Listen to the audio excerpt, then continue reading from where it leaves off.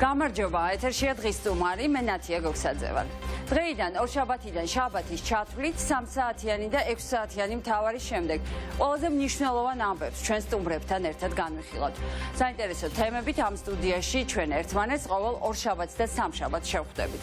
მომდევნო დღეებში კი თქვენთვის ჩემი კოლეგები თეა დეიშვილი და თათა ჩიკვილაძე იმუშავებენ. და დღეიდან ამ სტუდიაში ველოდებით ყველას, პოლიტიკურ პარტიებს, საზოგადოების წევრებს, ყველა მხარეს, განსაკუთრებით კი ხელისუფლებას, რომელიც პასუხისმგებელია ქვეყანაში მიმდინარე პროცესებზე. და კითხვები, რომელსაც ჩვენ დავსვამთ, აინტერესებს არა მხოლოდ უბრალოდ მთავარის აუდიტორიას, სწორედ იმ ადამიანებს, ვინც აგირჩიათ, ვინც მანდატი მოგანიჭათ და ვინც ქვეყნის მართვა ჩაგაბარათ. დიდი იმედი გვაქვს, რომ მართველი გუნდი ამ სტუდიაში მაინც დაარღვევს მორატორიუმს. კორონა კრიზისმა მთელი მსოფლიოს დღის წესრიგი შეცვალა, ცხოვრება ახალი წესებით მიდის. ჩვენ სირგლივ მუდმივად არის სრულიად განსხვავებული გამოწვევები, თუმცა ამ ორთვიანი პოლიტიკური ლოკდაუნის შემდეგ უცვლელია ის, რომ ქვეყანაში გადამწყვეტი არჩევნები უნდა ჩატარდეს. ყველაზე მნიშვნელოვანი საკონსტიტუციო ცვლილებებიც უნდა განხორციელდეს.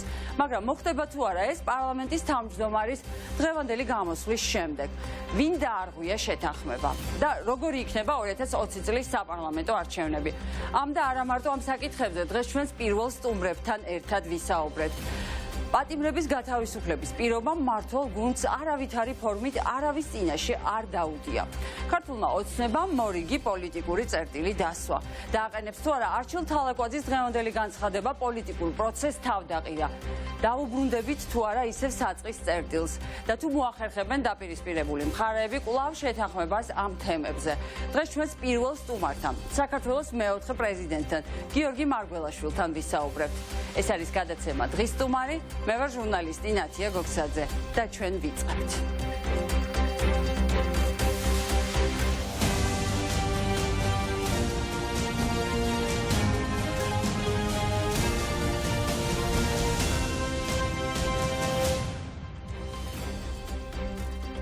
საქართველოს მეოთხე პრეზიდენტია ჩვენი პირველი სტუმარი. დიდი მადლობა მინდა ვუთხრა მას, რომ მოვიდა დღეს ჩვენთან სტუდიაში, მით უმეტეს რომ ის საგანგებო დუშეთიდან ჩამოვიდა ჩვენთვის.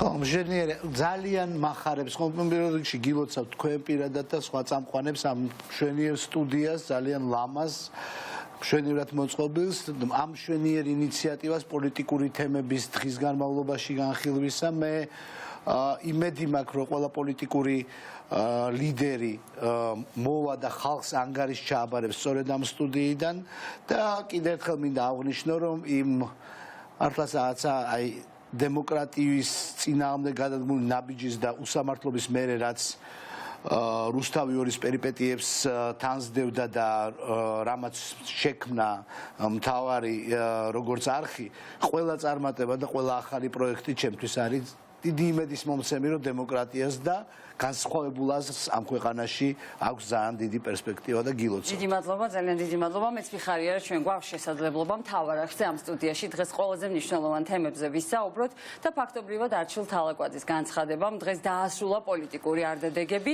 ვიდრე დავიწყებდეთ განხილვას და შეფასებებს, მოდით მოვისმინოთ პარლამენტის თავმჯდომარის და ასევე ყოფილი სპიკერის მოსაზრება. ყველა ფაქტი და დოკუმენტი, მათ შორის თავად შეთანხმების ტექსტი კაფეოდ ადასტურებს, რომ პატიმრების გათავისუფლების პირობა მმართველ გუნდს არავითარი ფორმით არავის წინაშე არ დაუდია. ამის მიუხედავად ოპოზიცია უტიფრად სპეკულირებს და აცხადებს, რომ თითქოს მმართველმა პარტიამ პატიმრების გათავისუფლების ვალდებულება აიღო და საზოგადოებას საკონსტიტუციო ცვლილებების ჩაგდებით ემუქრება. ხაზგასმით ვაცხადებ, რომ საკონსტიტუციო ცვლილებების ჩაგდება თუ ასეთი მოხდება, მხოლოდ და მხოლოდ რადიკალური ოპოზიციის პასუხისმგებლობა იქნება, ვინაიდან ქართული ოცნება არის მოწოდებული, რომ შეასრულოს 8 მარტის შეთანხმება და მხარი დაუჭიროს ამ საკონსტიტუციო ცვლილებებს. მინდა ყველას ვთხოვოთ, ჩვენ მინდა ელჩებს ვთხოვოთ, რომ მათ დააფიქსირონ საკუთარი პოზიცია იმასთან დაკავშირებით, თუ რა იყო შეთანხმების შინაარსი. იყო თუ არა შეთანხმების შინაარსი უკანონო ჩარევა სასამართლოს, პროკურატურისა და პრეზიდენტის უფლებამოსილებში. და ჩვენ მოვისმინეთ უკვე ხელისუფლების პოზიცია, რომელიც ნათელია, რომ ისინი ამბობენ, რომ პოლიტიკური შეთანხმების ნაწილი არ ყოფილა პოლიტპატიმრების თემა. ოპოზიცია კი მუდმივად ამბობდა, რომ ეს არის მისი წითელი ხაზი და დაცული მუხლი, ასე ვთქვათ. როგორ ფიქრობთ, ვინ დაარღვია შეთანხმება, ვინ იტყუება და ვინ არ ამბობს სიმართლეს.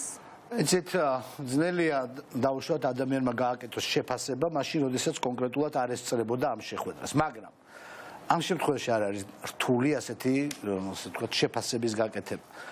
ჩვენ სამწუხაროდ ვართ რეალობაში, როდესაც ხელისუფლება ისეთი პერმანენტულობით იტყუება და ისე გახდა ეს უბრალოდ სტილი და ფორმა სამწუხაროდ ამ პოლიტიკური ძალის ასე ვთქვათ იდეოლოგიური საფუძველი რომ და ამის გარდა იმდენჯერ მოვისმინეთ ჩვენ ამ საკითხთან დაკავშირებით პირდაპირი, არაპირდაპირი დიპლომატიური განცხადებები, პირდაპირი განცხადებები სხვადასხვა მონაწილეების, რომ აქ ძალიან მარტივია, რომ კიდევ ერთხელ ძალიან შეურაცხყოფლად ჩვენთვის მოქალაქეებისთვის, ჩვენი ქვეყნისთვის, ჩვენი პარტნიორებისთვის ჩვენ ხედავთ კიდევ ერთ მარტივ აი რაღაცა თაღლითურ მცდელობას გაექცე პასუხისგებლობას.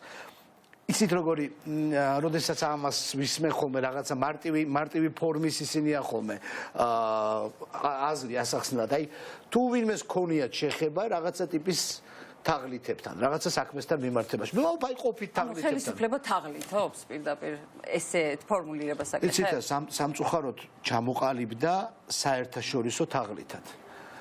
საერთაშორისო თაღლითად ჩამოყალიბდა ეს პოლიტიკური ძალა.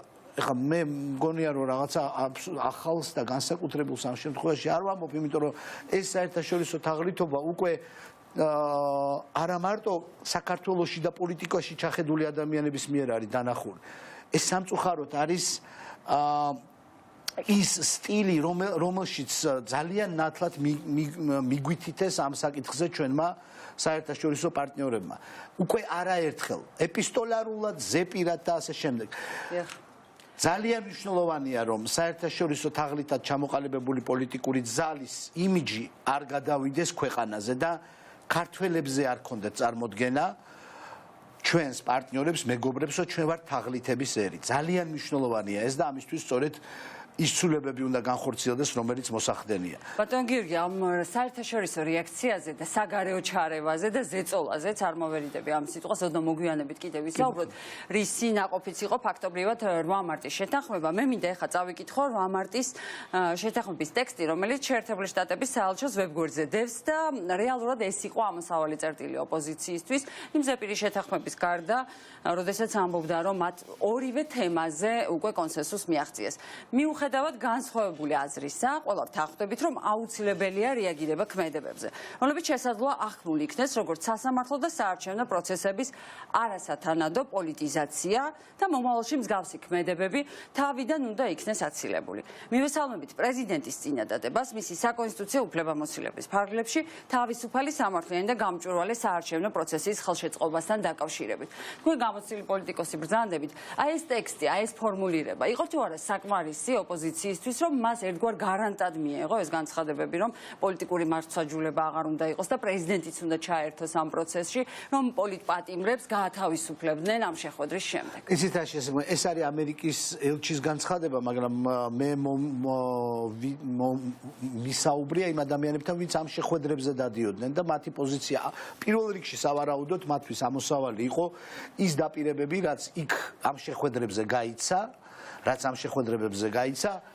და იმედი იმისა, რომ ეს დაპირებები, რადგან ის არის გაცემული სხვადასხვა ძალიან მნიშვნელოვანი ჩვენი მეგობარი ქვეყნების ელჩების თანდასწრებით, ამ შემთხვევაში არ მოხდება რაღაცა ტიპის გადაგდება და მოტყუება. ეს არის ამოსავალი სავარაუდოდ. ეს განცხადება არის მეორეს მხრივ ამისი, ასე ვთქვათ, დიპლომატიური ენით დადასტურება და დიპლომატიური ენით ამის გამოტანა, ასე ვთქვათ, პოლიტიკურ საჯარო სივრცეში. პოლიტპატიმრები ყავს, ბატონ გიორგი? პოლიტიკური მოტივით დაკავებულები. ბუნებრივია, რა თქმა უნდა, ეს პოლიტიკური მოტივით დაკავებული ადამიანები არიან ისინი, ვის თაობაზე ჩვენ კარგად ვიცით. მე შემიძლია გიგი უყურაშვილი, რურუა, კიდე ერთი ბატონი, რომელიც გვარიც სამწუხაროდ ეხლა არ მახსოვს თუ ის გათავისუფლდა ბესიქტამილიანს ხომ არ გულისხმობთ, ის გათავისუფლებულია საბედნიეროდ. აი ეს ადამიანები იყო ის დისკუსიები, რომლებიც ამ ადამიანების გათავისუფლებაზე იყო საუბარი და მეტიც შიდა ოპოზიციურ კონტექსტში იყო დისკუსიები იმის თაობაზე, უნდა დადგეს ეს საკითხი პრინციპულად თუ რაღაცა მეორე, ანუ ერთ მნიშვნელოვნად ამაზე იყო საუბარი და ერთ მნიშვნელოვნად აქ იყო ამოსავალი იმისა, რომ თუ ქვეყანაში უნდა ჩატარდეს არჩევნები ახალი სისტემით და ამ არჩევნებს ჩვენ უნდა უწოდოთ სამართლიანი, შეუძლებელია შენ პოლიტიკური პარტიის ლიდერები ციხეში პოლიტიკური მოტივაციით ისხდნენ და პარალელურად შენ საარჩევნო კამპანიას ატარებდნენ და შტოვებდნენ შტაბეჭდილებას, რომ შენ სამართლიან საარჩევნო კამპანიაში იღებ მონაწილეობას. აქედან გამომდინარე, ხა მე ჩემთვის კითხვის ნიშანი არის მის ძალიან კარგად მესმის ეს მთელი ასე ვთქვათ ეს კომბინაცია როგორ დაიდგა. როგორ დაიდგა და რა არის ამის უკან ეს არის ივანიშვილის მორიგი გეგმა ალბათ, რომელიც როგორც კიდევ ერთხელ არ შეეცადოთ რაღაცა სიღრმისეულად ამის ახსნა. მარტივად როგორც თაღლითი იქცევა, რადგან გაჩნდა სხვა კონტექსტი და ეს კონტექსტი არის პანდემია, იქნებ ამ პანდემიაში რაღაცა გავაპარო. აი ეს არის თაღლითის მდგომარეობა, რომელიც არის მიყვანილი რაღაცა წერტილამდე, მაგრამ ყოველთვის შეიძლება არც თავის სასარგებლოთაც არა, თავისი ბუნებიდან გამომდინარე ფიქრობს, რომ ვაიმე, იქნება აქედან რაღაცა გამოვადნო, რაღაცა გავაპარო. აი პანდემიაა და მოდი იქნებ რაღაცნაირად არ შევასრულო ის რა დაპირებაც გავეცი. ეს არის სხვა არაფერი აი ამ ვითარებაში, მით უმეტეს რომ ჩვენ ვერ ხედავთ ვერც იმ პროცესს, რომელიც პირველ და ასევე ძალიან მნიშვნელოვან პოლიტიკურ თანხმობის საფუძველი გახდა, ეს არის საკონსტიტუციო ცვლილებები, ხო? დიახ.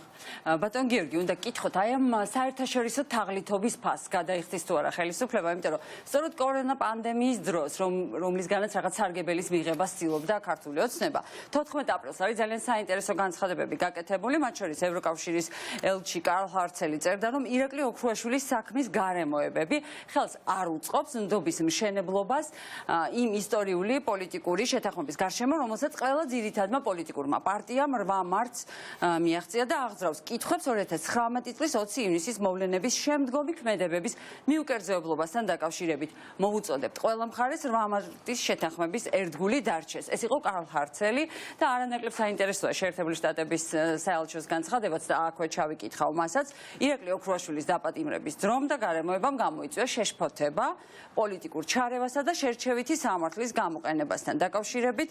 ეს საქმე ჩრდილს აყენებს სამართალ წარმოების პროცესს. ჩვენ მოვუწოდებთ ყველა ხელმომწერ მხარეს სრულად დაიცვან 8 მარტის შეთანხმება.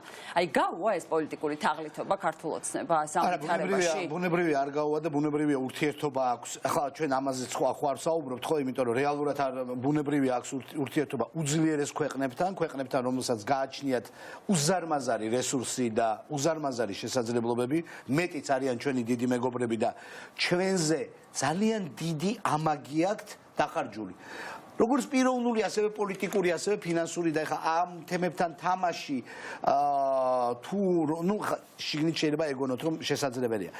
რა თქმა უნდა არ გაუვა, საქმე ამაში არ არის, ალბათო საქმე არის ის, რომ ეს საერთაშორისო თაღლითური იმიჯი არ უნდა მიეწეროს საქართველოს. ქართველმა ხალხმა ეს არ უნდა მიიღოს. ეს არის ამოსავალი. თორე ეხლა როგორ რამდენად ანეკდოტურად შეიძლება ჟღერდეს ის, რომ აი რაღაცნაირად ბოდიში აი ამ ჟარგონისთვის, მაგრამ ეს თაღლითობა მაინც აი რაღაცა ჟარგონთან არის დაკავშირებული. ხო, აი ამ კუკლას გაუკეთებენ ეხლა შეერთებულ შტატებს და ევროკავშირს. ეს ხო სასაცილოა ამის წარმოდგენა და მათაც ხომ აჩვენეს ძალიან ნათლად, რომ ეს მათთვის მიუღებელია, მათთვის აი ეს რაღაცა კუკლას გაკეთება მიუღებელია, მაგრამ სხვა რამე დგას პრობლემის წინაშე. საქართველო არ არის თაღლითების ქვეყანა. საქართველო არ არის ქვეყანა, სადაც მარტივად რაღაცას დაკპირდებიან, მერე მოგატყუებენ და ეს ნორმა არის. ყველაზე მძიმე ამ სიტუაციაში არის, რომ იქნება იმიჯი, რომ ჩვენ ქართველები ესევე ურთიერთებით ერთმანეთს. აი მე თქვენ რაღაცას დაკპირდებით, მერე მე თქვენ მოგატყუებთ, მერე თქვენთვისაც ეს პრობლემა არ არის და მიიღებთ და იტყვით, რომ არა უშასკაც, მერე მე მოვატყუებ მას და თითქოს ასეთი ერი ვართ და უპრეცედენტო წყვილების კასკადი დაგროვდა მე მგონი უკვე და ამას ალბათ არც საერთაშორისო საზოგადოება ელოდა, არც პოლიტიკური პარტიები და რაც ყველაზე მნიშვნელოვანია საზოგადოება. ბატონ გიორგი ცოტა ხნის წინ გააკეთა განცხადება უკვე საქართველოს პრემიერ-მინისტრმა გიორგი გახარიამ პოლიტპატიმრებთან დაკავშირებით მოვისმინოთ, მოდით ახლა პრემიერის პოზიცია და ამის შემდეგ განვაგრძოთ საუბარი. ყველა სახით, რაიმე სახით საერთოდ ამ შეთანხმების საარჩევნო სისტემის საკონსტიტუციურების კითხვის ნიშნის ქვეშ დაყენება ჩემთვის არის კატეგორიულად მიუღებელი. ვერც წარმომიდგენია, რთული რომ ეს არის უბრალოდ შეუძლებელი. ეხლა რაც შეეხება კონკრეტული ადამიანების განთავისუფლების საკითხს. ხა, მე ამ ქვეყანაში ყველაზე დიდ პატივს ვცემ ინსტიტუტებს. ყოველთვის ვთვლიდი და ვთვლი რომ ინსტიტუტების შეურაცხყოფა მსგავსი მოთხოვნების დაყენება. უბრალოდ შეუძლებელია, როდესაც ჯერ ერთი ვამბობთ, რომ და ვადასტურებთ და კიდევ ერთ ხაზგასმით აღნიშნავ, რომ ქვეყანაში პოლიტიკური მართსაჯულება არ არსებობს და კონკრეტული მსჯავრდებულების შესახებ კონკრეტული სასამართლო პროცესები, რომლებიც არის დასრულებული ქვეყნის დამოუკიდებელმა ინსტიტუტებმა გადაწყვეტილებები მიიღეს და ამის შემდგომ ვიღაცა ამბობს, რომ ამ ადამიანების გამოშვება შეიძლება გახდეს პოლიტიკურ პროცესზე ზემოქმედების საგანი. ან შეიძლება ვიღაცა ამბობს, რომ სამართლებრივი აბსოლუტურად თემები, სამართლებრივი საკითხები, რომლებსაც დამოუკიდებლებმა ინსტიტუტებმა მიიღეს გადაწყვეტილება, პოლიტიკური შეთანხმების საგანი იყო. ჩემთვის ეს არის უბრალოდ წარმოუდგენელი, ჩემთვის ეს არის უბრალოდ შეუძლებელი. ვერც წარმომიდგენია ადამიანი, რომელსაც შეეძლო აეღო თავის თავზე მსგავსი პასუხისმგებლობა და საერთოდ მსგავსი საკითხის განხილვაში შესულიყო. ბატონ გიორგი, მოგისმენთ განცხადება, რომ ეს არ ყოფილა შეთანხმების თემა. პოლიტიკური მართლმსაჯულება საქართველოში არ არსებობს, ამბობს გიორგი გახარია და არა მარტო ნათია დასცინის ყველაფერს, რომ თურმე ინსტიტუტები არის უმაღლესი ღირებულება, თურმე საქართველოში არავინ არაფერს არ წყვეტს. ხო, არავის არ აქვს ამის გაკეთების უფლება. თურმე ინსტიტუტები არის მაშინ, როდესაც ეს არის ხელისუფლება, რომლის მთავარი მიზანიც ინსტიტუტების შესუსტება იყო და ხო, აი ძალიან რთულია ხოლმე აი ესეთი რამის მოსმენა, იცით, როდესაც აი ასეთი ტრაგიკომედიული სიტუაცია არის, რომ პირველ პლანზე გამოტანილია აი ეს სრული ტყუილი და არ მინდა კიდევ ერთხელ სულ მომდის ხოლმე რაღაცა და თავს ვიკავებ, რომ რაღაცა არ თქვა. მეგონა ყველაფერს უნდა დავარქვათ თავის სახელი, იმიტომ რომ მაშინ არც ის მალიხი ბალშიხციატროფ არის ესეთი კისა და აი ამაზე რომ შეუძლებელი ყოფილა თურმე საქართველოში ამ საკითხებზე გადაწყვეტილების მიღება ეს არ ყოფილა ლაპარაკი არის თურმე კონკრეტულ ადამიანებზე პოლიტპატიმარი ყოველთვის კონკრეტული ადამიანია. აბა სხვანაირი პოლიტპატიმარი არსებობს, არა კონკრეტული ადამიანი პოლიტპატიმარი არსებობს? და ალბათ ხელისუფლება არ ელოდა ასეთ რეაქციას ამ კონკრეტულ პოლიტპატიმრებზე და ეს გაცხარებათ ამით არის ალბათ გამოწვეული, მაგრამ დღევანდელი განცხადებებით რეალურად ქართულმა ოცნებამ კუთხეში დააყენა დიპლომატიური კორპუსიც და მათ უთხრა, რომ გამოდით და თქვით. აი ეს რა ტიპის ჟესტია და ამ ასეთი ქცევის, ასეთი პოლიტიკური სვლების რა პრეცედენტები გახსენდებათ? არ მახსენდება. მე კიდევ ერთხელ ასეთი ქცევის პრეცედენტი მახსენდება ის რაც გაკეთდა დაპირება პროპორციულზე გადასვლის და შემდეგ შეცვლა და აი ეს მე მეტის რა საერთოდ არ ვიცი თქვენ თუ გამახსენებთ. მე ასეთი თაღლითობის პრეცედენტები არ მახსენდება. არა იმიტომ რომ ყოველთვის საქართველოში პოლიტიკაში არიან ბევრად უფრო ასე ვთქვათ მორალური ადამიანები. ამაში არ არის საქმე. აი ესეთი სამარცხვინო თაღლითობის გამკეთებლები არ არიან. რატო? იმიტომ რომ ეს ძალიან წამგებიანია პოლიტიკურადაც. ტრაგედიაა რომ ეხლა აი ამ ადამიანებს, რომლებიც არც ერთი პოლიტიკიდან არ მოვიდა, არამედ არიან მოსული სხვადასხვა სფეროებიდან, ხან ბიზნესიდან, ხან არ ვიცი რაღაცა სხვადასხვა სფეროებიდან, მათ ეს ასწავლეს, რომ პოლიტიკოსობა არის ტყუილის თქმა. მათ ეხლა გონიათ, რომ აკეთებენ ძალიან სერიოზულ საქმეს, როდესაც იტყუებიან პირდაპირ და ხალხს ელემენტარულად და ასევე დიპლომატებს თვალში ნაცარს აყრიან. ვერ დაგეთანხმებით, რომ კუთხეში დაყენებაა დიპლომატების. კუთხეში დაყენებული არის ახლა საქართველოს მთავრობა. დიპლომატები არიან ძალიან რა თქმა უნდა გაბრაზებულები, შეურაცხყოფილები. რა რეაქციას უნდა ველოდოთ მათგან? აი კარლ ჰარცელი, კელი დეგნანი, რომელმაც ლომის წვლილი შეიტანა მისმა ჩამოსვლამ და გარდატეხა შეიტანა ამ პროცესში, თორე ჩვენ ვიცოდით, რომ ქართული ოცნება არ მიდიოდა დათმობაზე. ზეწოლა იყო უპრეცედენტო მართლაც ოკეანის გაღმიდან ყოველდღე მოდიოდა ახალ-ახალი წერილები. ორივე ელჩი არის, მე ვიტყოდი, გამორჩეული, მე ბუნებრივი ელჩების შეფასებას არ დავიწყებ, მაგრამ ესეთი ელჩები საქართველოს რო ყავს ჩვენ უნდა ვიყოთ ძალიან კმაყოფილი და მადლიერი იმ ქვეყნების და იმ ინსტიტუტების, რომლებმაც ეს ელჩები გამოგზავნეს საქართველოში, ძალიან ნათლად ხედავენ ვითარებას, მაგრამ ეს არ არის მარტო ელჩების თემა. ელჩი ყოველთვის ემორჩილება და არის კონტაქტში დედაქალაქთან.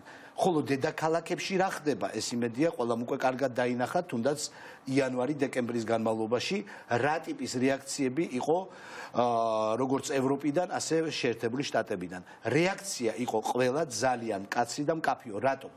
მათ დაინახეს, რომ საქართველოში აღარ ყავთ პარტნიორი. პარტნიორი რას ნიშნავს? მე ამას გავაკეთებ, შენ ამას გააკეთებ. მათ დაინახეს, რომ საქართველოში მათ პარტნიორი არ ყავთ, მათ აქ არიან ადამიანები, რომლებიც შესაძლებელია დღეს ესაუბრებიან რაღაცეებში, ეთანხმებიან, რაღაცა საერთო პროექტებია, მაგრამ თაღლითთან პარტნიორობა გამორიცხულია.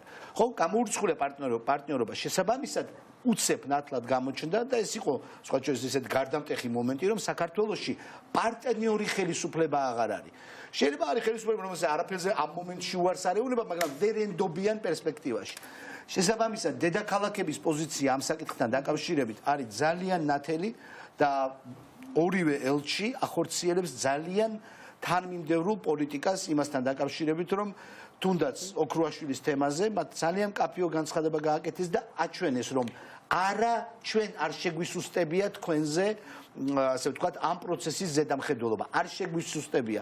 ხო, შეიძლება დაუშვათ ოქრუაშვილის თემა, ესე მარტივად გასულიყო. არა, ეს იქნება ნათლად ნაჩვენები. დიახ, შესაბამისად იყო ძალიან კაფიო, ისე როგორც გიგი უგულავაზე რეაქცია უდავოდ. შესაბამისად, მათი პოლიტიკა არის ძალიან ჩამოყალიბებული. ერთადერთი მე და იმედი მაქვს, რომ ელჩების მოღვაწეობის, სხვა შორის შინაარსობრივი ნაწილი იქნება ის, რომ ისინი თავიანთ დედაქალაქებში ნათლად აჩვენებენ, რომ ეს არ არის ქართული საზოგადოების სახე, რომ ელემენტარულად ეს არის იმ პოლიტიკური ძალის სახე, რომელიც რაღაცა პერიოდის განმავლობაში მე ვიტყოდი 2019 წლიდან გადავიდა საერთაშორისო თაღლითობის ფორმატში. ეხლა მანამდეც რა თქმა უნდა იყო რაღაცეები, რაც წამბობდნენ და არ აკეთებდნენ, მაგრამ ეგ ნებისმიერ ხელისუფლებაში არის ხოლმე შემთხვევა, როდესაც დაგკვირდები, რომ გექნება უფასო გაზი და არ გექნება უფასო გაზი, დაგკვირდები, რომ გექნება უფასო ფული, არ გექნება უფასო ფული. ეს სხვაგანაც ხდება. დახსნადია, ვერ გავაკეთე დაუშვათ. ეს არის დემოკრატიული პროცესი. ახლა ბატონ გიორგი, როგორც საქართველოს მეოთხე პრეზიდენტს, უნდა გკითხოთ საქართველოს მესამე პრეზიდენტის მეორედ მოსვლაზე უკრაინაში და იმ რეაქციაზე, რომელიც მოყვა საქართველოს ხელისუფლების მხრიდან ამ პროცესს. ჩარევები იყო ყოველდღიური, განცხადებები უკრაინის შიდა საქმეებში მოგეწონათ? იცით რა შეასაქმე? მე ვფიქრობ, რომ აქაც ელემენტარულად ვერ მიხვდნენ თავიანთ როლს. ერთი მომენტია, რომ როდესაც შენ რაღაცა სიტყვები, მე იჯერებ რასაც სიტყვები და მე ვერ ხვდები, რომ სხვები გხედავენ. ანუ ხო არა ეს გამოთქმა, რომ მეფე შიშველია, ხო, მაგრამ მეფე შიშველიას ამოსავალი რა იყო, რომ თვითონ მეფე ვერ ხედავდა, რომ შიშველია და მას ეგონა, რომ ის მეფეა და მეფურად მედიდურია, ხო? ვერ ხედავენ თავიანთ როლს, როდესაც ითხოვენ რომ უკრაინის ხელისუფლებამ გაითვალისწინოს ქართული სასამართლო, ქართული მართლმსაჯულება, ქართული პოლიტიკური სპექტრის პოზიცია, ვერ ხედავენ უკვე რამდენად კომიკური გახდა ეს ყველაფერი. ვერ ხედავენ, რომ მათი ავტორიტეტი საერთაშორისო კონტექსტში ელემენტარულად თაღლითების ავტორიტეტია და როდესაც ამბობენ ესე ამაყად, რომ იცით რა, ჩვენ საქართველოში სააკაშვილი გასამართლებული ყავს და ჩვენ არ მოგწონსო თქვენის დანიშნოთ. ეს განცხადება ესე ობიექტურად აღებული, რომ X ქვეყანამ, Y ქვეყანას რო ეს უთხრას, რა თქმა უნდა ეს შინაარსობრივად ნორმალურია, რომ იცით რა, გამიწია ანგარიში, იმიტომ რომ ჩემთან ის გასამართლებული. პრობლემა სად არის? პრობლემა იმაშია, რომ იმიჯის, როგორც სასამართლოს, ისევე ამ პოლიტიკური ძალის არის თაღლითების იმიჯი. აქედან გამომდინარე, შენ მე რომ ამას მეუბნები, უნდა მიხვდე, რომ მე აღარ გიწევ შენ ამ პოლიტიკურ ძალას ანგარიშს. ამას ვერ ხვდებიან და გემოვნება ღალატობს, იმიტომ რომ შეიძლება და ერთი განცხადების გაკეთება, რომ დაუშვათ არ მივესალმებით. შესაძლებელი იყო ამის თქმა, იმიტომ რომ შენთვის დაუშვათ მიუღებელი. მაგრამ ამდენჯერ ამის გამეორება და პასუხად იმის მიღება, რაც მივიღეთ, შეურაცხყოფელია, ქვეყნისთვის კიდევ ერთხელ. იმიტომ რომ უნდა მიხვდე, რომ ანგარიშს აღარ გიწევენ. ანგარიშს აღარ გიწევენ ქვეყნის გარეთ. შენი იმიჯი ქვეყნის გარეთ არის თაღლითის იმიჯი, რომელსაც შენ ყოველდღე უმატებ ახალ ამ სიტუაციაში ელჩის გამოწვევა რამდენად იყო მართებული ნაბიჯი, მით უმეტეს სტრატეგიულ პარტნიორს უწოდებთ თან უკრაინას და არ უნდა დაგვავიწყდეს, რომ უშიშროების საბჭოში ხშირად სწორედ უკრაინა გვეხმარებოდა და საქართველოს თემას სწორედ უკრაინა უწევდა ხოლმე პედალირებას. აი ამ კონტექსტების გაუთვალისწინებლობა, რაზე მიუთითებს, რა ხდებოდა რეალურად ამ დღეებში? ეს იყო პიროვნული თემა თუ ეს იყო გაუთვლელი ნაბიჯი უბრალოდ რომლის შედეგიც ხელისუფლება მარიცოდა რა იქნებოდა? კიდევ ერთხელ არაპროფესიონალიზმი ჯერ ნაბიჯს გადადგავ მე ფიქრობ, ანუ ელჩის გამოწვევა კონსულტაციებისთვის ნიშნავს შემდეგს, რომ ჩვენ შორის მოხდა ისეთი მოვლენა თან ელჩის გამოწვევა აუცილებლად არის ნეგატიურ ფონზე, რომ ჩვენ დემარში ერთგვარი და პროტესტის ფორმა. ეს არის ფორმა დიპლომატიური და უშუალოდ რაღაცა უпростоეთ რაღაცა ტიპის განცხადება ამ ფორმით და რა არის, რას ნიშნავს ელჩის გამოწვევა. ჩვენ შორის ისეთი ნეგატიური მოვლენა მოხდა, რომ მე უნდა გადავხედო ჩვენ სტრატეგიულ ურთიერთობებს. არა საკითხს რომელიღაცას, არამედ ჩვენ ქვეყნებს შორის სტრატეგიულ იმ ჩარჩო ურთიერთობებს, რომელიც ჩვენ ქვეყნებს შორის არსებობს. ასეთი რანგის მოვლენა ელჩის გამოწვევა და რაზე არის საუბარი, რომ დღეს ჩვენ ვაპირებთ უკრაინასთან, რომელიც არის რომელსთან სხვა შორის მთელი ამ წლების განმავლობაში ჩვენთვის ყოველთვის მიზანი იყო, რომ უკრაინასთან ერთად გვახსენონ და სულ ვცდილობდით მივებათ უკრაინას პოლიტიკურად. თუმცა პოროშენკოს დროს თქვენი პრეზიდენტობის დროსაც იყო ძალიან დაძაბული ურთიერთობა, ასევე მის ფაქტორის გამო. საერთაშორისო არენაზე არასდროს მე და პოროშენკო ველსიდან პირველად ველსში შევხვდით, იქაც მუშაობდით ნატო სამიტზე ერთად, მერე სხვა სამიტებზე. უკრაინა და ჩვენთვის იყო სულ მიზანი, რომ უკრაინა და საქართველო მათაც აწყობდათ ეს და პოზიციაც ასეთი ჰქონდათ, რომ უკრაინას და საქართველოს კონტექსტი საერთაშორისო თვალსაზრისით მოძრაობდეს ერთად. ევროკავშირის ნაწილშიც, როდესაც საუბარი იყო ასოცირებაზე და ევროკავშირში ჩვენს ლიდერობაზე. ასე რომ ჩვენ შესაძლებელია პოროშენკოს და სააკაშვილის დინამიკა გავლენას ახდენდა ერთგვარს საერთაშორისო ჩვენურ პარტნიორობაზე, მაგრამ მე ორჯერ ვიყავი ჩასული პოროშენკოსთან ჯერ ინაუგურაციაზე, მე კიდე სხვა მოვლენის აღსანიშნავად და ყოველთვის ეს ფორმატი არსებობდა. ეს გამოცდილება ხომ არსებობდა საკუთარ შეცდომებზე ოცნება ვერ ისწავლა თუ არ ისწავლა?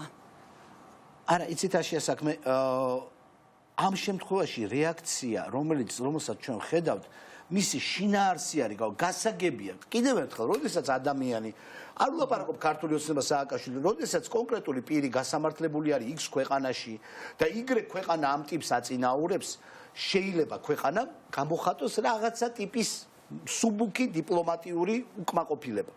ძალიან მარტივად. ელჩი მივიდეს დაუშვათ პრეზიდენტთან და უთხრასო, ჩვენთვის ეს არ არის სასიამოვნო. გამოწვევა, კიდევ ერთხელ, არ ვიცი, ჯერ აკეთებენ და მერე შინაარსს იგებენ, მე ეგეთ შტაბეჭდება მრჩება. გამოწვევა ნიშნავს, რომ საქართველოს უკრაინას შორის ურთიერთობების ჩარჩო უნდა გადაიხედოს. ამას ნიშნავს კონსულტაციებზე გამოწვევა.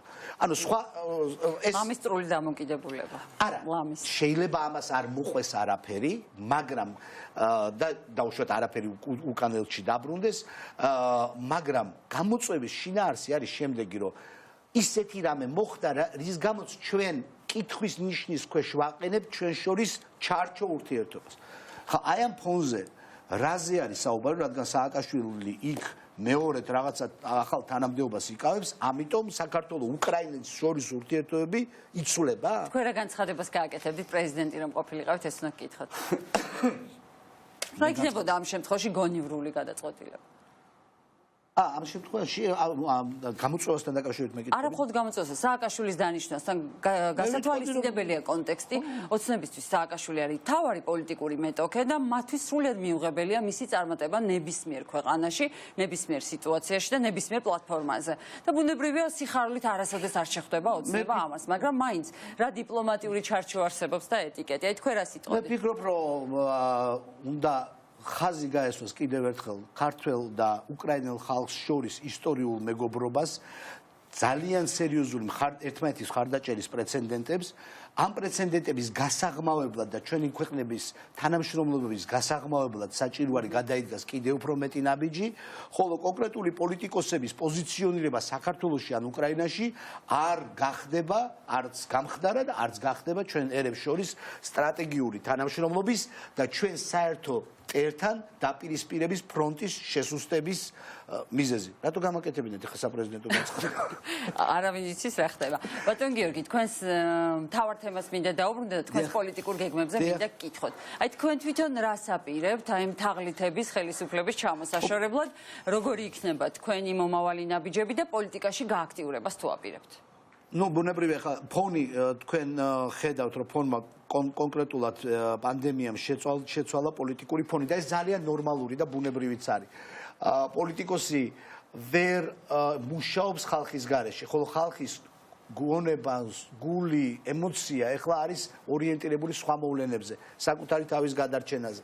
და ბუნებრივია რომ ამ მომენტში პოლიტიკა დაპაუზდა, ასე ვთქვათ, აქტიური პოლიტიკა, თუმცა მე როგორც კი აი ხა დღეს პირველი დღე არის და თქვენ მომეცით მე შესაძლებლობა და კიდევ ერთხელ მადლობთ რომ ამ გადაცემის მშვენიერი ახალი გადაცემის სტუმარი ვარ პირველი დღეა გაიხსნა თბილისში ჩამოვედი და გავაგრძელებ მუშაობას იმისთვის რომ კიდევ ერთხელ საქართველოს ყავდეს ხელისუფლება რომელიც არ არის საერთაშორისო თაღლითის სტატუსით წარმოდგენილი მსოფლიოში. გასაგებია. ძალიან დიდი მადლობა. ეს იყო გიორგი მარგველაშვილი, საქართველოს მეოთხე პრეზიდენტი. დაგვრჩა რამდენიმე შეკითხვა კიდევ რომელზეც გვინდოდა გვესაუბრა, მაგრამ ქრონომეტრაჟი დღის ток-შოუს, დღის სტუმრის ფორმატი ამის საშუალებას არ გვაძლევს. ეს იყო გიორგი მარგველაშვილი, რომელიც იყო ჩვენი პირველი სტუმარი და საუბრობდა ბოლო გადაწყვეტილებაზე საერთაშორისო თაღლითების მთავრობა ქვეყანა, სადაც არიან პოლიტიკური პატიმრები. ასეთია მისი მოსაზრება. და ახლა მოვისმინოთ ჩვენ ოპოზიციის ძველი განცხადებები 8 მარტამდე, როდესაც ისინი ამბობდნენ, რომ მათთვის მთავარი და უმნიშვნელოვანესი სისტემის ცვლილებასთან ერთად ქვეყანაში პოლიტიკური პატიმრების გათავისუფლებაა. ჩვენ ვრჩებით ჩვენს პრინციპულ პოზიციაზე, რომ ნებისმიერი შეთანხმება, რომელიც არ ითვალისწინებს ასევე შეთანხმებას პატიმრებზე და იმ ადამიანებზე, ვის წინააღმდეგაც მიმდინარეობს პოლიტიკური დევნა, ჩვენთვის არ არის მისაღები. ჩვენი ამოცანაა, რომ საარჩევნო გარემოს სრულფასოვანი მოწესრიგებისთვის რიცხვებთან და პროპორციებთან ერთად ასევე დადგეს პოლიტიკური დევნის შეწყვეტის საკითხი, ვინაიდან პოლიტიკოსების, პოლიტიკური თანამდებობის პირების ციხეში ყოფნა არის პოლიტიკური კლიმატის ერთ-ერთი გამსაზღვრელი და დამძაბვავი ფაქტორია. კეთილი უნდა ინებონ, წარმოადგინონ, დაწერონ ისეთი საარჩევნო სისტემა, რომელიც იქნება მაქსიმალურად პროპორციული და ამავე დროს უზრუნველყონ გამოიჩინონ პოლიტიკური ნება და გაუშვან ის დაპატიმრებული პირები, რომლებიც სწორედ პოლიტიკური ნიშნით ჰყავთ მსჯავრდადებული და ამავე დროს შეწყვიტონ პოლიტიკური დევნა. და ჩვენ კვლავ პირდაპირ ეთერში ვართ. ახლა მოვისმინეთ მთავარი ოპოზიციური ძალების მთავარი პოზიცია საკონსტიტუციო ცვლილებებსა და პოლიტპატიმრებთან დაკავშირებით და დღევანდელი გადაწყვეტილება, რომელიც არჩილ თალაკვაძემ გაახმაურა, ეს არის ჩვენი მთავარი თემა და ამ საკითხზე ახლა ვისაუბრებთ გია ხუხაშვილთან. ის ჩაგვერთვება პირდაპირ ეთერში და იქნება ჩვენი მომდევნო სტუმარი. მოგესალმებით ბატონ გია. მოგესალმებით. ძალიან დიდი მადლობა რომ ხართ დღეს ჩვენთან ერთად. თქვენი მოსაზრებები, თქვენი თამამი და პირდაპირ შეფასებები ყოველთვის საინტერესოა ხოლმე. ნათელია სურათი კორონა პანდემიის შემდეგ და ტაიმაუტის შემდეგ ქართულმა ოცნებამ თქვა, რომ ის არ აპირებს პოლიტპატიმრების ნაწილში მიღწეული შეთანხმების შესრულებას. უფრო მეტიც ისინი ამბობენ, რომ ამ საკითხზე საერთოდ არც კი ყოფილა რაიმე საერთო წერტილების მოძებნის დრო და პერიოდი. როგორ ფიქრობთ, მაშინ როდესაც ოპოზიციას დაანონსებული აქვს, რომ ის ამ შეთანხმების გარეშე საკონსტიტუციო ცვლილებებზე არ დათანხმდება, ეს ხო კარგად იცოდა ხელისუფლებამ. რეალურად ამით მას ჩიხში შეყავს ეს მოლაპარაკებები. რა თამაში წამოიწყო ივანიშვილმა? ნუ ახლა ეს ცნობილი თამაშია, რომ თქვენ შეპირდით მე გადავაგდებ, ხო? ეს პირველი შემთხვევა არ არის. ჩვენ გვახსოვს, თალაკვაძე გვახსოვს, ხვები გვახსოვს ამერიკაში როგორ მიდიოდნენ, პირდებოდნენ რაღაცეებს, ჩამოდიოდნენ, უგულავ როგორ დაიჭირეს, გახსოვთ? თალაკვაძე ჩავიდა შტატებში, შეპირდა რომ არანაირი პოლიტიკური დევნა არ იქნებოდა და სანამ ის ჯერ კიდევ არ იყო თბილისში ჩამოსული, როდესაც უგულავად დააპატიმრეს. ასე რომ ეს არის ძველი თამაში ძალაუფლებისთვის რეპუტაციის ხარჯზე და ეს არის ძალიან სამწუხარო. ეს არ არის პირველი სერია, თუმცა ეხლა ვფიქრობ, რომ ხელისუფლებას აქვს აბსოლუტურად პრაგმატული მიზანი, პრაგმატული ამოცანა გამოიყენოს ეს პოლიტპატიმრების თემა იმ მიზნით, რომ ჩაშალოს მთლიანად მთელი მოლაპარაკებები, ანუ ააყირაოს მოლაპარაკებების მაგიდა. რეალურად მათთვის პოლიტპატიმრების თემა იმდენად პრინციპული არ არის, რამდენადაც საკონსტიტუციო ცვლილებების მიღების ჩაშლა, მაგრამ ამის გაკეთება თავის ხელით არ უნდა და ეს უნდა რომ გააკეთოს ოპოზიციის ხელით. რომ ეხლა მთავარი მიზანია საკონსტიტუციო ცვლილებების ჩაშლა. რა თქმა უნდა, ხელისუფლების მიზანი ეს არის, მაგრამ ეს უნდა ათქმევინონ ოპოზიციას და ამის გამოიყენონ არგუმენტები, რომ ისინი ვერ უკარნახებენ მართლმსაჯულებას, რომ ამ შემდეგ და ამ შემდეგ. ეხლა რაც შეეხება თალაკვაძე და კობახიძე, როგორც ამ მოლაპარაკებებზე მომლაპარაკებელი მხარეები, ეხლა ისინი საერთოდ არანაირი ფიგურები არიან პოლიტიკური, როცა უნდათ ბიზნაინოში მაშინ შეახოცავს სამხალს ხელს, ხო? გაუშვებს შეათანხმებინებს და მერე გადააგდებს და ეხლა თალაკვაძეს და იმას კობახიძის რეპუტაცია ისეაც პლინტუს ქვემოთ არის და ეხლა ვის რა შეენაღვლება, ეხლა ისინი გუშინ სხვა ერთს ლაპარაკობდნენ და დღეს სხვას ლაპარაკობენ, ხო? ფორმალურად შეიძლება ბიზნაინიშვილი მართალიც იყოს, ვინმე ის ხო არ იჯდა იმ მოლაპარაკებებზე. ეს ორი კაცი იჯდა შეუთანხმებლად იქ რაღაცები იბოდიალეს, შეიძლება იქიდან რომ გამოვიდნენ, აქ უთხრეს, რომ არა, ჩვენ ამაზე ხელს არ მოვაწერთ და ამ შემდეგ და ამ შემდეგ. მე ვფიქრობ, რომ ამაზე ლაპარაკს და ვერსიების გამოთქმას აზრი არ აქვს და არ ამგონია, რომ ხელისუფლება ეს ოპოზიცია ამ თამაში უნდა შეყვეს ხელისუფლებას. მე და რამეს საინტერესო, რა პოზიცია უნდა დაიკავოს ახლა ოპოზიციამ, რომ ის საკონსტიტუციო ცვლილებები, რომელიც ესეთი ძალიან დიდი დისკუსიის, ჩარევის, ზეწოლის შედეგად შეთანხმდა, რომ არ დაიკარგოს ეს მთავარი შეთანხმება პოლიტიკური ოპონენტების გათავისუფლების თემის გარეშე. რა უნდა მოხდეს? ეს პოზიცია არის ძალიან მარტივი და ეს არის პოზიცია, რომელიც გამოხატა თავის დროზე უგულავამას და რურუამას, ხო? მათ თავის განცხადებები გაავრცელეს და ამ განცხადებებში მათ აღნიშნეს, რომ ხისტად ეს ორი საკითხი ერთმანეთთან არ ყოფილიყო კავშირში. მათ არ უთქვამთ, რომ ამ თემებზე ლაპარაკი არ უნდა ყოფილიყო, მაგრამ ხისტად დაკავშირება არ უნდა მოხდეს. მე ვფიქრობ, რომ თავი რო გავანებოთ წმინდა ჰუმანიტარულ თემას, ხო? პოლიტიკური პრაგმატიზმის თვალსაზრისით ოპოზიციისთვის საარჩევნო პერიოდში ბევრად უფრო კიდევ უკეთესი სიტუაცია ჩამოყალიბდება. თავი გავანებოთ კიდევ ერთხელ ამ კონკრეტული ადამიანების ბედს, ხო? ეხლა აქამდე იჯდნენ და რამდენიმე თვე კიდე იჯდებიან. აქ საუბარია იმაზე, რომ ეს საკონსტიტუციო ცვლილებები უნდა იქნას მიღებული და ოპოზიციამ პოლიტპატიმრების თემა საარჩევნო კამპანიის ძირითად თემად აქციოს და იგივე ხელისუფლების გადამგდების, ესე რომ ვთქვათ, იარლიკის მიწებება, ხო? შესაბამისად, უკაცრავად გაწყვეტინებთ, პირველ გადაგდებაზე ჩვენ ვნახეთ ძალიან მკაცრი რეაქცია საერთაშორისო პარტნიორების მხრიდან. როგორი შეიძლება იყოს ახლა რეაგირება, როდესაც მეორეჯერ შეიძლება ჩაიშალოს შეთანხმება?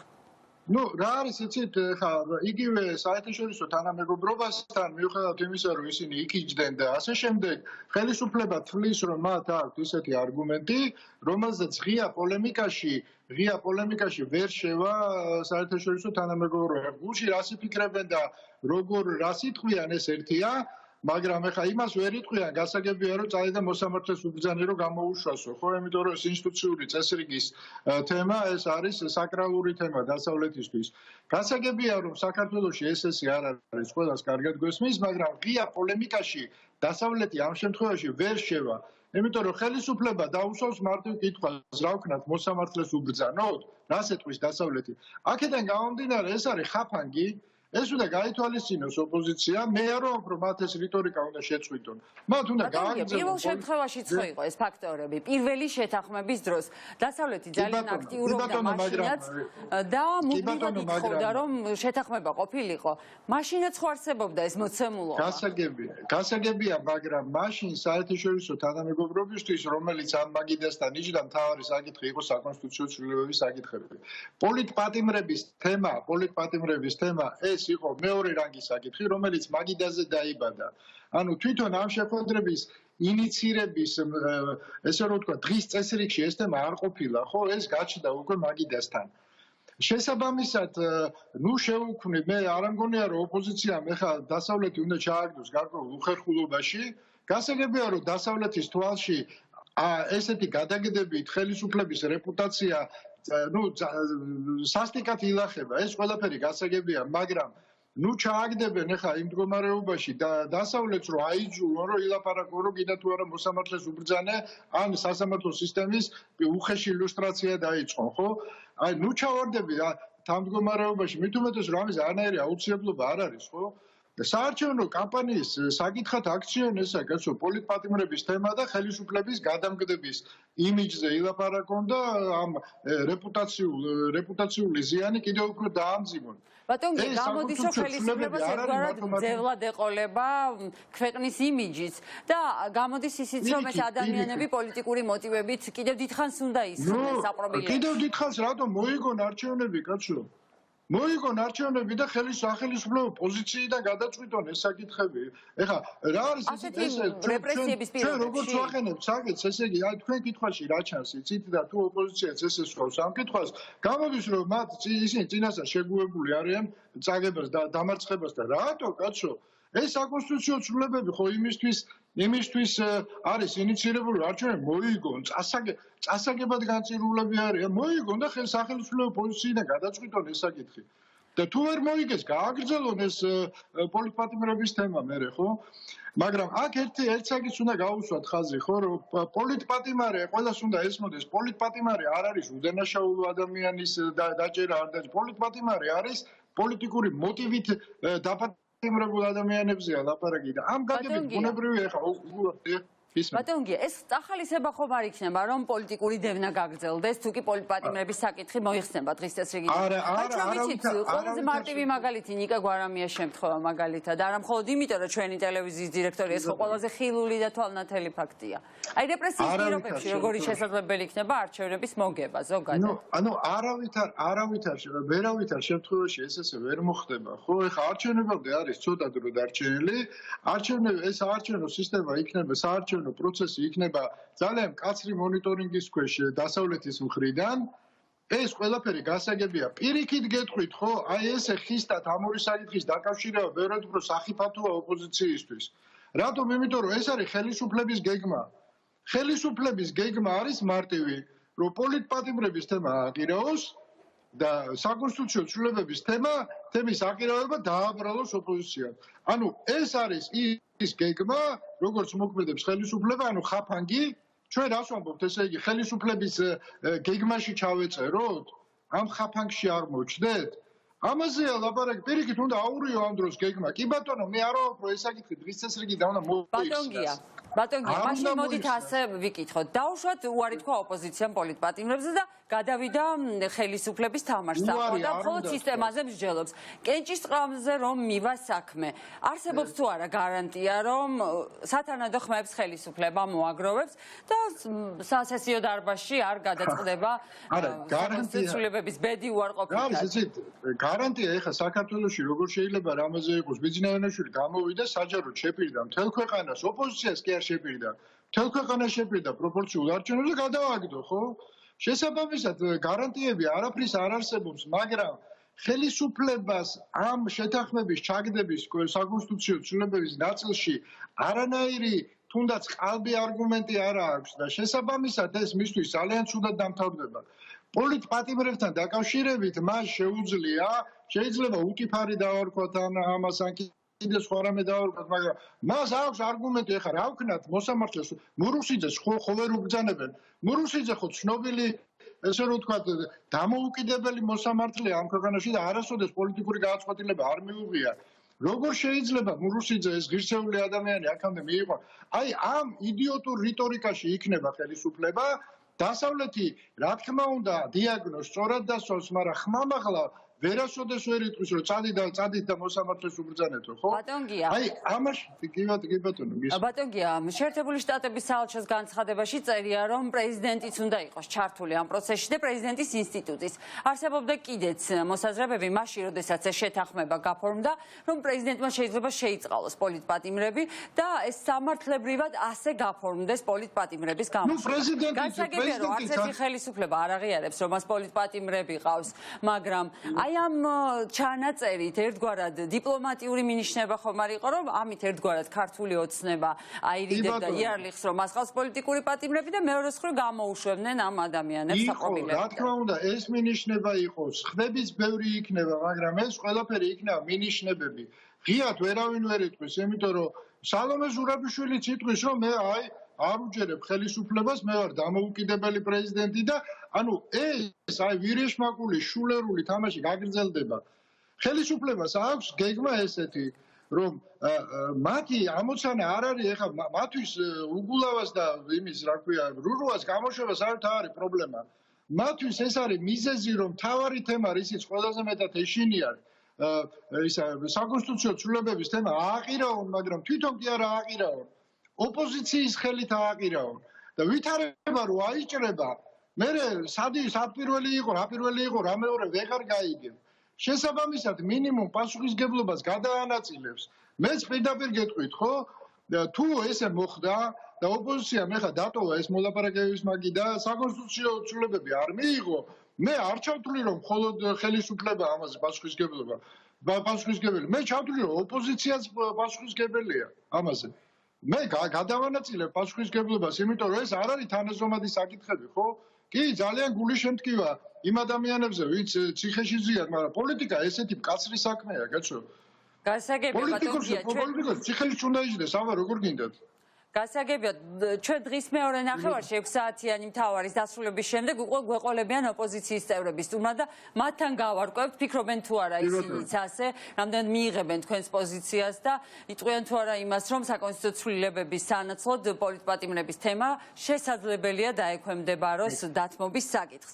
და ეხლა გადაცემის გაშვებას და ხა, მე მგონა მშვიდობებით. კი ბატონო, გისმენთ. და ბატონ გია, ახლა მე მინდა ასევე კითხოთ დღევანდელ თემასთან დაკავშირებით არა, მაგრამ გასული კვირის და როგორც ვატყობ მომავალშიც არანაკლებ აქტუალური იქნება ეს საკითხი. საქართველოს მესამე პრეზიდენტზე უნდა გკითხოთ, მიხეილ სააკაშვილის დანიშვნა რეფორმების საბჭოს ხელმძღვანელად ძალიან დიდი ვნებათაღელვა გამოიწვია ქართულ ოცნებაში და ჩვენ ნახეთ ძალიან მწვავე რეაქცია, ასე ვნახეთ ისიც რომ ელჩის გამოწვევას აპირებს ქართული ოცნება კონსულტაციებისთვის და ის განცხადებები, რომელიც საქართველოს ხელისუფლების მაღალჩინოსნებმა გააკეთეს. თქვენ როგორ ფიქრობთ, იყო თუ არა ეს რეაქცია ადეკვატური? ნუ აბსოლუტურად არაადეკვატური იყო, მე ვიტყოდი, რა თქმა უნდა, მათ შეეძლოთ გაკვირვება გამოეთქვათ, იმიტომ რომ ძალიან არაორდინალური ვითარება იქნება სააკაშვილის დანიშვნასთან დაკავშირებით, მაგრამ არა უმეტეს ამისა. სამწუხაროდ, ყველა სტანდარტი, ყველა დიპლომატიური სტანდარტი იქნა ამ გზაზე დარღვეული საქართველოს ხელისუფლების მხრიდან. მუქარები, რაღაც შანტაჟის ენაზე ლაპარაკი, რამის თავი მაინც ჰქონდეთ, ხო? იმუქრენ, თვალები აბრიალეს, ფეხები აბაკუნეს და საბოლოო ჯამში კონსულტაციებისთვის გამოიძახეს. ესეც უკვე გადამლაშება იყო. ანუ მათი ყველა ნაბიჯი მეტყველებდა იმაზე, რომ გარკვეული აფექტის მდგომარეობაში ჩავარდა ხელისუფლება. ხელისუფლება, ამის მიზეზი აქვს, ხო, იმიტომ რომ მათ შეექმნათ საკმაოდ სერიოზული დისკომფორტი, როგორც საერთაშორისო ინსტიტუტებთან მიმართებაში, ასევე შიგა პოლიტიკური პრობლემები შეექმნათ სერიოზული, მაგრამ სახე ხო არ უნდა დაკარგო ამ დროს, კაცო. პოლიტიკოსი იმის პოლიტიკოსია, რომ თავის ემოციებს რაღაცნაირად იკავებს და მიყვება ცივი გონებით მოქმედებს და ამათაც უდაკარგეს სახე ხო ამ პროცესში. რა თვალებს აბრიალებდნენ, ვის ემუქრებოდნენ, რას ემუქრებოდნენ, აბსოლუტურად გაუგებარია და აბსოლუტურად მიუღებელია, რა თქმა უნდა. როგორ წარმოგიდგენიათ, როგორ გააგრძელებს ნაციონალური მოძრაობა ამის შემდეგ თავის პოლიტიკურ კამპანიას საქართველოში, იმიტომ რომ მიხეილ სააკაშვილი უკვე უკრაინის მოქალაქეა და ჩვენ გვესმოდა ქართული ოცნების მხრიდან, რომ თუ კი ჩაერევა ქვეყნის შიდა საქმეებში და ექნება მცდელობა, ამაზეც ექნება ოცნებას რეაქცია. ხო, ნუ ეხლა კი, მაგრამ რა, მათი რეაქციები რას იძლევა გარდა აი ამ სასაცილო რაღაცისა და ერთი 200 მათი მხარდამჭერის ესე რომ ვთქვათ ტვინის გამორეცხვისა. არაფერს არ იძლევა მათი რეაქციების სასაცილოდ გაიხადეს საქმე და ჩვენ ნახეთ უკრაინიდან კომენტარები ხო? მემცხენოდა მათ მაგივრად რა. ხო და რაც შეეხება ნაციონალურ მოძრაობას მე ბევრჯერ მithქვავს და ეხლაც ვიტყვი ნაციონალური მოძრაობა ერთგვარი ჩაკეტილი სისტემაა ხო? მას ყავს თავის ძალიან ერთგული, კარგად შეკრული ელექტორატი. მე არ ამგონია რომ ამ ხრივ რაიმე ცვლილებები იყოს, უბრალოდ ისინი უფრო მხნეთ იქნებიან. ისეაც მხნეთ არიან, ეხლა მე რაც უყურებ, მაგრამ კიდევ უფრო მხნეთ იქნებიან. ნუ შეიძლება შეიცვალოს აი ეს პატარა ბალანსი შეიცვალოს ნაციონალურ მოძრაობასა და ევროპულ საქართველოს შორის, ანუ მათ საერთო ელექტორატში, ხო, იმიტომ რომ ეს ორი პარტია ერთ ელექტორატზე მუშაობს, შეიძლება ითქვას, ერთ ოპოზიციურ ელექტორატზე და აი იმ ხალხის ნაწილი, რომელიც გადაბარგდა იქით ფრთაზე, ხო, ევროპული საქართველოს ფრთაზე, ისევ ნაციონალური მოძრაობის ელექტორატს დაუბრუნდეს. ეს იქიდან გამომდინარე, რომ თუ ეჭვი ეპარებოდათ გუშინდლამდე რომ მიშა მაგარია, გუშინ დარწმუნდა რომ მიშა ისევ მაგარი ყოფილა. მეც ეხლა ისე სერიოზულ ცვლილებებს არ ველოდები არაფერს. გასაგებია ბატონგია და ბოლო შეკითხვა კიდე მორიგის სისულელეები არ გვაჩვენა. გასაგებია და ბოლო შეკითხვა მინდა დაგისვათ. რა მოლოდინი გაქვთ არჩევნებზე? 2020-ში რა იქნება ბიძინა ივანიშვილის თავარი სლოგანი? 9 წელი გვესმოდა აქამდე, სისხლიანი 9 წელი. ეხლა რა სტრატეგიას აირჩევს მართველი ძალა და ზოგადად ჩატარდება თუ არა დათქმულ დროს არჩევნები, თუ შეიძლება გადაიდოს არჩევნები? ამაზეც. ნუ რა ეს მათ ხო ფანტაზია დიდი არა აქვს. ხო ისინი შეეცდებიან ისევ რომ აი ეს რაღაც ორპოლუსიანობა გაათამაშონ და დღეს ჩვენ დავინახეთ ეს მოტივები იგივე თალაკვაძის განცხადებაში, როდესაც ყველა უნდა აიყვანონ ნაციონალური მოძრაობის გემზე, ანუ იქ როგორ იყო საუბარი, ხო? ნაციონალური მოძრაობა, მათი სატელიტები, მათი პრორუსი და ამ შემდეგ. ისევ შუას გაკრეფის პრინციპით წავიდნენ, ორპოლუსიანი პოლიტიკური ველი მოაწყონ, ესე იქნება თუ არა, ამის და მიუხედავად პროპაგანდისტულად აი ესე შეფუთონ ყველაფერი და გენერალური ბრძოლა მისცენ. და მეორე, ნუ შეეცდებიან, რომ ამ კორონავირუსთან დაკავშირებული ეს კრიზის მენეჯმენტის კაპიტალიზაცია მოახდინონ, რაც ჩემი აზრით, ნუ მცირედით შეიძლება, მაგრამ ეფექტური ვერ იქნება, იმიტომ რომ როგორც კი ეხა სიკვდილის შიში უკანა პლანზე გადაიწევს, ამით დასრულდება ადამიანების ლოიალობა, ესე ადამიანი მოწყობილი რომ სიკვდილის შიში მას ლოიალურს ხდის, მაგრამ მერე მოდის შიმშილის შიშის დროს ადამიანი ხდება აგრესიული და ეს აგრესია მიემართება ხელისუფლების მიმართ. ასე რომ მე ვფიქრობ ხელისუფლებას არ აქვს დალხენილი ცხოვრება და იმის ილუზია რომ ეხა კორონავირუსს გაიხდის პარტნიორად საარჩევნოდ, მე ვფიქრობ ეს გადაჭარბებულია ამის იმედზე ყოფნა. ძალიან დიდი მადლობა, ეს იყო გია ხუხაშვილი, თავის საინტერესო მოსაზრებებით და ასეთი იყო დღის სტუმარის პირველი გამოშვება. ჩვენი თოქ-შოუს პირველი ნაწილი დასრულებულია და თუ რას შეცვლის მმართველი გუნდის დღევანდელი განცხადებები ოპოზიციის გეგმებში, ამას გავარკვევთ ოდნავ მოგვიანებით 6 საათიანი მთავარის დასრულების შემდეგ. ჩვენი სტუმრები იქნებიან გრიგოლ ვაშაძე და დავით ბაქრაძე. მე დროებით გემშვიდობებით.